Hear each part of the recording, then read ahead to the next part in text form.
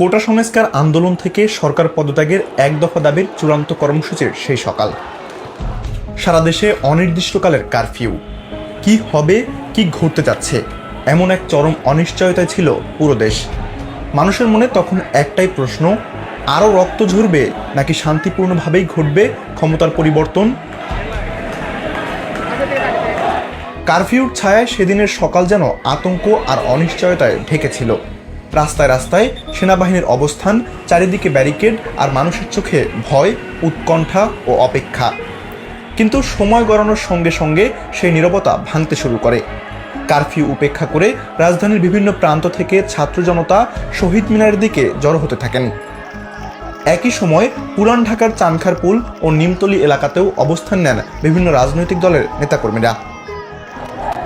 শহীদ মিনার থেকে ঢাকা মেডিকেলমুখী এলাকায় গুলি চালাতে চালাতে এগিয়ে আসে পুলিশ। চারদিকে ছড়িয়ে পড়ে আতঙ্ক।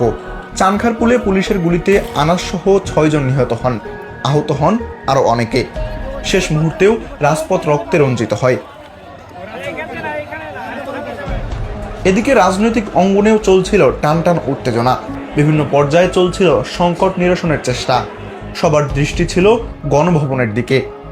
বেলা 11টার পর রাজধানীর বিভিন্ন দিক থেকে মানুষের ঢল নামে। সবার চোখ তখন সেনাবাহিনীর দিকে। একসময় সেনা সদস্যরা ব্যারিকেড সরিয়ে দিলে জনতার স্রোত এগিয়ে যায় গণভবন ও জাতীয় সংসদ ভবনের দিকে। মুহূর্তেই বদলে যেতে শুরু করে দেশের রাজনৈতিক পট পরিবর্তন। তবে এই বিজয়ের পথ ছিল রক্তাক্ত। তাই 36 দিনের গণ অভ্যুত্থানের সফল পরিণতি হলেও 5 আগস্ট শুধু বিজয়ের প্রতীক নয়, এটি আত্মত্যাগ, বেদনা ও শোকের এক অবিস্মরণীয় দিন, যা বাংলাদেশের ইতিহাসে চিরকাল স্মরণীয় হয়ে থাকবে।